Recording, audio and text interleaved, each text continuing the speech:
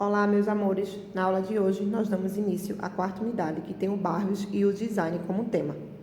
O desejo de reunificação de uma nação. Você já ouviu falar em Barros? O que lhe vem à mente quando lê essa palavra? No fim da década de 1970, foi formada uma banda inglesa de pós-punk rock com esse nome. Você imagina que os integrantes dessa banda se inspiraram para escolher esse nome? Com a derrota da Alemanha na Primeira Guerra Mundial, as condições impostas pelo Tratado de Versalhes enfraqueceram a nação alemã e a ideia de unificação que envolvia seu povo foi dissipada. Nesse contexto sociopolítico, surgiram alguns movimentos que objetivavam resgatar essa ideia de unidade social e fortalecer o espírito de nação. Assim, surgiu a Barros, Escola de Arquitetura e de Artes Industriais, fundada por Walter Gropius, em 1919, na cidade alemã de Weiden, como fusão da Escola de Artes Aplicadas e a Escola de Belas Artes, ambas da mesma cidade. Barros, em alemão, significa casa de construção, em alusão à ideia de se reconstruir nação alemã. A escola foi responsável pelo surgimento do design moderno e visava a funcionalidade, caracterizada-se pelo afastamento da arquitetura tradicional. Além disso, a Barros é reconhecida por estreitar a relação entre indústria e arte, uma vez que, como em muitas vanguardas artísticas do período, a máquina foi incorporada à arte e, ao mesmo tempo, fortalecer a relação entre artista e artesão, enfraquecida pelo processo de industrialização. No mesmo ano da inauguração da escola, Gropius lançou um manifesto, difundido por toda a Alemanha, no qual estabeleceu que o propósito de toda atividade plástica seria a construção e que artistas e artesãos estariam juntos para construir o futuro. A metodologia empregada na Barros priorizou a democratização do ensino, de modo que princípios pedagógicos comuns pudessem ser respeitados. A variedade de formação de seu corpo docente possibilitou o diálogo e a interação entre as disciplinas do currículo. Assim, os alunos passavam por diversas oficinas, como desenho, artes manuais e ciências, em que a prática era muito valorizada na busca do funcionalismo e elevada qualidade das peças. A intenção de Gropius era que os alunos, chamados de aprendizes, pudessem difundir as ideias modernistas da escola em toda a sociedade, bem como se tornar professores em um clima inicial de grande comunitarismo. Em 1933, o Terceiro Reich, a Alemanha nazista, obrigou o fechamento da Barros, acusada de comunismo. A extensão da escola acarretou na perseguição e execução de alguns professores e artistas que haviam encontrado em outros países, inclusive nos Estados Unidos, campo para dar continuidade de seus trabalhos. Toda essa busca pelo novo e pelo moderno coincidia com um período em que cada vez mais mulheres buscavam emancipação. Nesse contexto, dos aproximados 150 aprendizes que entraram na Barros, quase metade eram mulheres, dentro da atmosfera criada por Gropius de que na escola não haveria diferença entre o sexo belo e o sexo forte. No entanto, a própria concepção de Gropius previu o estabelecimento de uma divisão no sistema educacional da Barros. O ensino de arquitetura, pintura e escultura e design industrial ficou restrito aos homens, sendo permitidas às mulheres disciplinas como a cerâmica e a tecelagem. Se não fosse a persistência de algumas alunas, as mulheres na escola alemã ficariam restritas às disciplinas consideradas apropriadas ao sexo belo. Ainda assim, quando se fala em Barros, apenas nomes masculinos como Paul Klee, Ulisses Kandinsky e Levi van der Rohe são destacados. No entanto, nomes como o da arquiteta alemã Lili Reich, por exemplo, não podem cair no esquecimento, atuando lado a lado com Mies van der Rohe, diretor da escola, além de assumir a coordenação do ateliê de design de interiores e textos. Trabalhou com Rohe em muitos projetos arquitetônicos e de design, tornando-se uma das poucas mulheres professoras da Barros. Essa peça de design de interiores se tornou um clássico e é muito procurada até os dias atuais. No entanto, muitas vezes é associada apenas a Rohe e, com frequência, Lili Reich é reduzida a sua assistente. Cadeira de Barcelona, que é de 1929, criação de Lili Reich e Mies van der Rohe para acomodação do rei e da rainha da Espanha no pavilhão alemão da Exposição Internacional de Barcelona do mesmo ano. A produção de objetos na Barros só aconteceu a partir de 1921. Um dos motivos para isso foi a escassez de materiais, em decorrência da Primeira Guerra Mundial.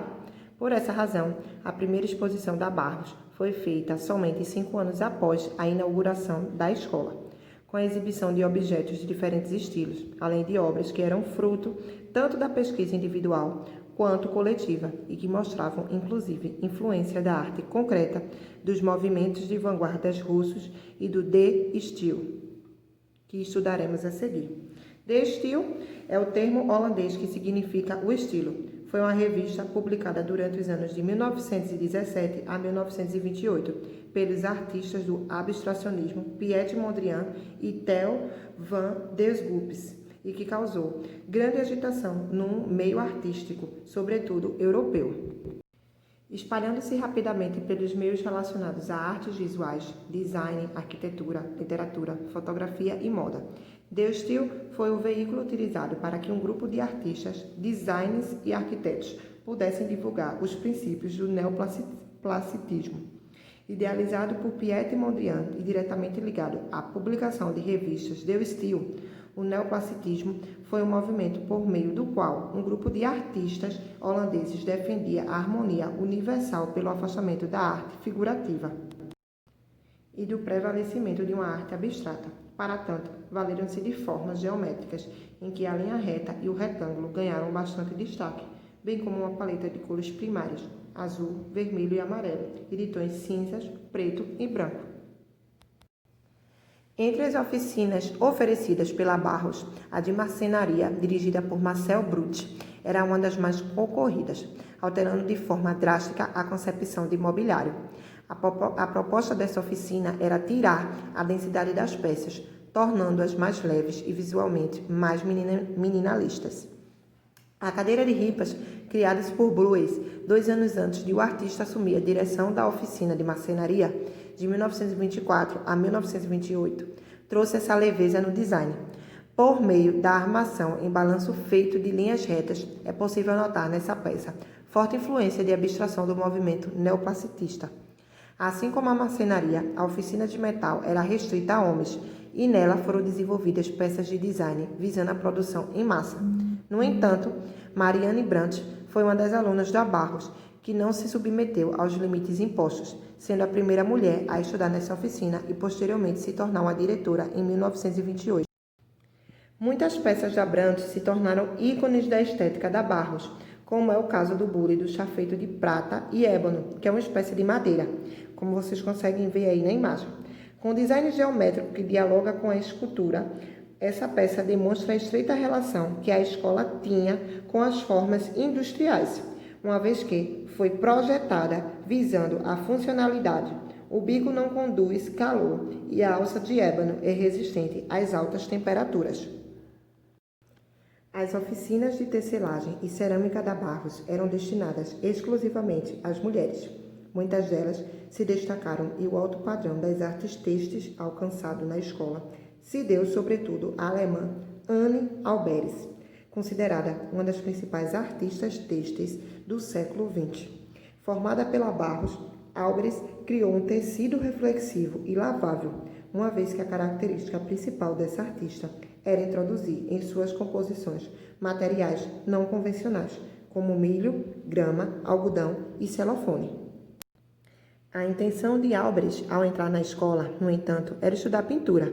Como essa oficina não era destinada às mulheres, a artista levou a pintura para a oficina de tecelagem, ao criar tapeçarias usando composições de pintura, como é o caso da tapeçaria que vocês conseguem ver aí acima.